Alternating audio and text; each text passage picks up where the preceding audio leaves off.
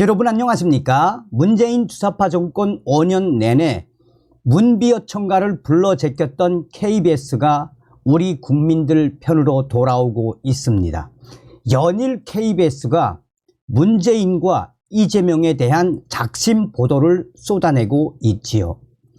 윤석열 대통령이 박민 KBS 사장 임명 강행한 이후에 KBS 9시 뉴스가 얼마나 우리 우파 국민들에 의해 칭찬을 받고 있습니까? 지금 문재인 난리가 났습니다. KBS 단독 입수, 문재인 14번 거론. KBS가 방금 문재인 일당들을 박살을 냈습니다. 저의 첫 직장이기도 했던 KBS가 우리 국민들 속으로, 우리 국민들 편으로 돌아오고 있는 이 가열찬 소식. 정성산TV 좋아요, 구독, 알림은 큰 힘이 되겠습니다. 울산시장 선거 개입 판결문에 등장한 이름들, 문재인, 조국, 임종석, 문재인 14번 거론. 문재인 전 대통령이라는 표현도 없이 그냥 문재인 14번 거론. 2018년 지방선거 당시 청와대가 문재인 전 대통령의 30년 지기 송철호 전 울산시장의 당선을 위해 선거에 개입했다는 의혹. 지난달 29일 1심 재판부 판단이 나왔습니다. 이 사건은 송철호 전 시장 측이 경쟁 상대였던 김기현 국민의힘 대표의 측근의 수사를 청탁하고 문재인의 청와대가 실제로 경찰을 압박했다는 이른바 수사 청탁 의혹이 핵심입니다.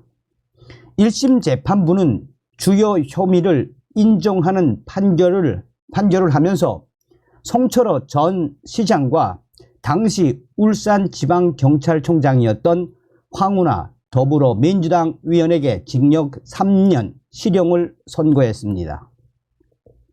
김기현 대표 측근과 관련한 범죄 첩보서를 경찰에 보내고 경찰에게서 수사 상황을 보고받은 혐의로 기소된 백원우 전 청와대 민정비서관과 박형철 전 청와대 반부패 비서관에게는 징역 2년, 실형과 징역 1년의 집행유예 2년이 각각 선고됐습니다. 울산시장 선거 개입 사건의 주요 의혹에 대한 1심 재판부의 판단, 판결문을 통해 자세히 들여다보았습니다. 판결문 곳곳에 등장한 문재인과 청와대 인사들. 이 사건과 관련한 가장 큰 관심사는 조국 전 청와대 민정수석과 임종석 전 청와대 비서실장 등 윗선이 송철호 전 시장 측의 수사 청탁에 관여했는지였습니다. 검찰은 2021년 4월 이 사건 수사를 마무리하면서 조국 전 수석과 임종석 전 실장을 불기소했습니다. 범행에 가담했다는 의심은 들지만 공범에 이를 정도로 관여했다고 단정하기 어렵다는 이유였습니다.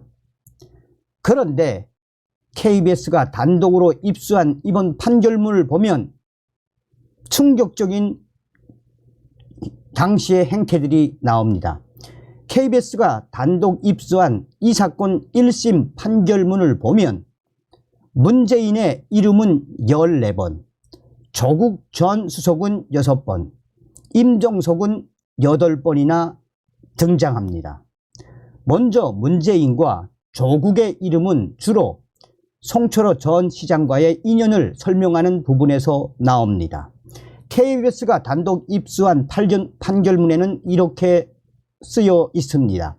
울산지방경찰청 정보계에서 2017년 4월 5일 송철호의 민주당 입당에 관해 이 사건 선거 출마 고심 중이라고 하면서 지난해 송 변호사 총선 당시 문재인 의원이 울산으로 내려와 바보 노무현보다 더 바보 송철호라고 하면서 지금 소원은 송철호 후보가 당선되는 것이라고 답한 것이 회자라는 내용이 포함된 보고서를 이미 작성한 바 있는데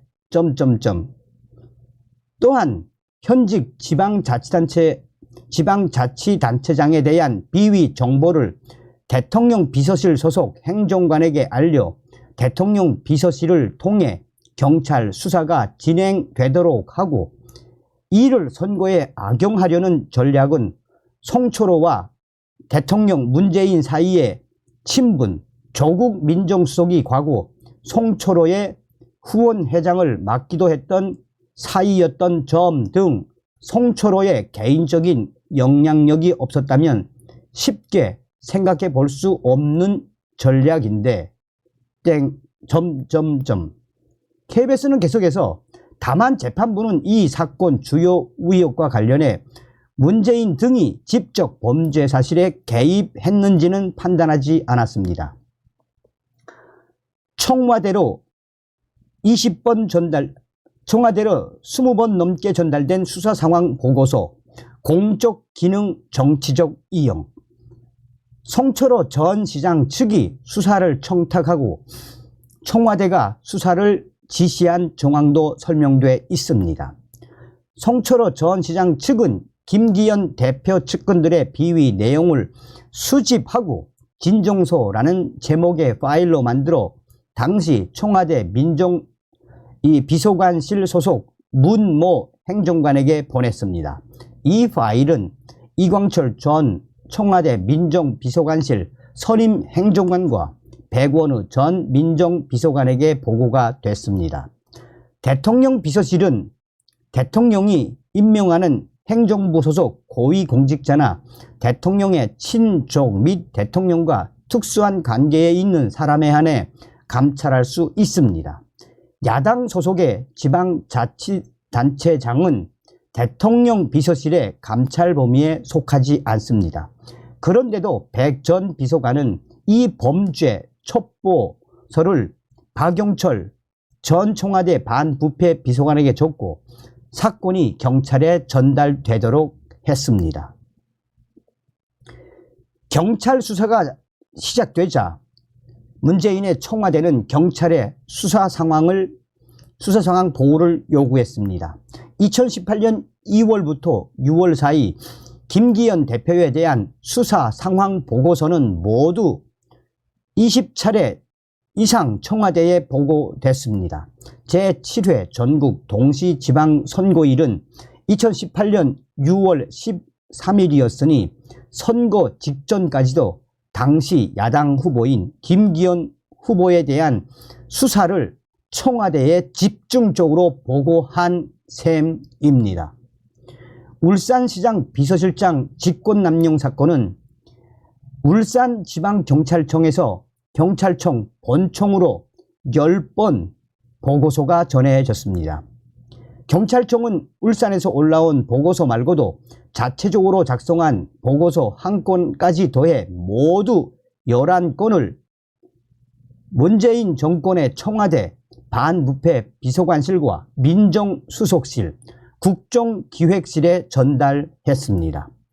울산시장 친동생 변호사법 위반 사건은 울산청에서 경찰청으로 7번 보고됐고 경찰청에서 청와대로 6번 보고됐습니다. 울산시장 친인척 군품 수수 사건 등의 보고서는 울산청에서 경찰청으로 8번, 경찰청에서 청와대로 3번 전해졌습니다. 청와대가 경찰에게 요구한 김기현 수사 상황 보고서에 대해 1심 재판부는 이렇게 판단했습니다. KBS가 단독 입수한 재판부의 판결문, 담당 경찰의 진술에 따르면 경찰청에서는 중요 사건을 통상 청와대 국정기획상황실로 보고하는데 민정비서관실이나 반부패 비서관실에만 보고되는 보고서는 그 비서관실이 별도로 요구했기 때문입니다. 이 같은 반부패 비서관실의 수사 진행 상황 확인과 보고 절차는 수사를 진행하는 경찰에게 사건 처리 속도나 처리 방향에 대한 상당한 부담으로 작용했을 거로 보인다. 결국 백원우와 박영철이 대통령 비서실 비서관 지위를 이용해 첩보서를 경찰로 이첩하고 수사 진행 상황을 확인한 것은 그 첩보에 관한 경찰의 수사 진행 경과에 영향을 미쳤다고 보이며, 이는 선고에 영향을 미치는 행위를 실제로 수행한 것이라고 볼 수 있다라고 재판부는 판결문에 적시했습니다. KBS는 계속해서 그러면서 재판부는 피고인들은 경찰 조직과 대통령실의 공적 기능을 자신들의 정치적 이익을 위해 이용했다라며 엄중한 처벌로 다시는 이런 일이 일어나지 않도록 해야 할 공익상의 필요가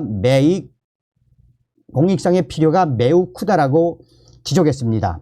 임종석 전 비서실장 기소 대상에서 제외, 각주 달아 지적. 임종석 전 청와대 비서실장은 송철호 전 시장 측의 공약 지원 의혹과 후보자 매수 의혹 부분에서 이름이 등장합니다. 다만 1심 재판부가 모두 무죄로 판단한 부분입니다. 공약 지원 의혹은 울산 지역 산재 공공병원 설립이라는 송철호 전 시장 측의 공약을 지원하고자 김기현 대표 측이 추진하던 산재 모 병원 설립 사업의 예비 타당성 조사 결과를 송철호 전 시장 측에게 유리한 시점까지 발표를 늦추게 했다는 내용인데, 여기에 임종석 전 실장이 관여돼 있다는 겁니다. 재판부는 송철호 전 시장이 산재 공공병원 설립 등 공약을 준비하는 과정에서 임종석을 만난 것은 맞지만 예비 타당성 조사 결과 발표가 늦어진 건 송철호 측이 원했던 대로 공약을 지원해 준 게 아니라 기획재정부 등 담당 기관의 정상적인 업무의 일환이었다고 봤습니다. 후보자 매수 의혹은 울산시장 후보를 내기 위한 민주당 내 경선 과정에서 송철호의 경쟁자였던 임동호 전 민주당 최고위원에게 경선을 포기하는 대가로 다른 자리를 제안한 것이 아니냐라는 의혹입니다. 민주당의 임동호 전 최고위원은 2017년 5월 초순 무렵 열린민주당 내 86학번 모임에서 임종석에게 오사카 총영사직을 요구한 것으로 알려졌습니다. 재판부는 임동호의 진술 주요 부분이 일관되지 않아 신빙성을 인정하기 어렵다라고 판단했습니다. 하지만 재판부가 임종석 전 실장과 관련해 지적한 부분이 있습니다. 판결문 아래쪽에 각주를 달아 검찰이 임종석 전 실장을 기소 대상에서 제외한 부분을 짚은 겁니다. 판결문은 이렇게 말하고 있습니다. 당시 대통령 비서실장인 임종석, 정무비서관인 한병도를 통해 임동호에게 원하는 공사의 직을 제공해 임동호가 경선에 나서지 않게 하는 선거 전략을 수립했으나 검찰은 송철호 측과 한병도의 직접적 의사 연락 또는 청와대 고위 관계자를 통한 간접적 의사 연락 등에 대하여 전혀 언급하지 않고 송철호 등과의 공동 범행이 아닌 한병도의 단독 범행으로 공소를 제기했다라고 재판부는 판결했습니다. 이번 판결과 관련해 임종석은 MBC 라디오에 나와 김기현 당시 울산시장 비서실장의 비위 제보와 첩보를 보고받은 백원우 민정비서관이 반부패 비서관에게로 첩보를 넘겼고 반부패 비서관은 이 내용을 해당 경찰청 특수수사과로 이첩한 게 전부라며 재판 과정에서도 기획이나 공모가 드러난 건 하나도 없다라는 입장을 밝혔습니다. 수사와 재판 과정 내내 혐의를 부인했던 송철호 전 시장과 황운하 의원은 1심 선고 이후에도 같은 입장을 유지하며 항소했습니다. 검찰, 울산시장 선거 개입 의혹 사건 재수사. 검찰은 이번 1심 판결을 계기로 이 사건 증인신문 조서 등 기록을 다시 들여다보고 있는 것으로 알려졌습니다. 무려 문재인의 이름이 17번이나 거론되는 이 사건, 조국 전 민정수석과 임종석 전 비서실장 등을 검찰이 불기소한 직후 국민의힘은 해당 처분에 항고하며 불복 의사를 밝힌 바 있습니다. 그동안은 1심 판단이 나오지 않아 항고 사건이 서울고검에 계류돼 있었습니다. 검찰이 다시 기록을 살펴본 결과 수사에 미흡한 점이 있었다고 판단하면 서울중앙지검에 재기수사 명령을 내릴 수 있습니다. 라고 전하고 있습니다. 발뺌을 하던 임종석과 조국, 이제 드디어 다 걸리게 됐다라고 KBS가 문재인과 그 일당을 발칵 뒤집어 엎었습니다. 다음 시간에 뵙겠습니다. 멸공.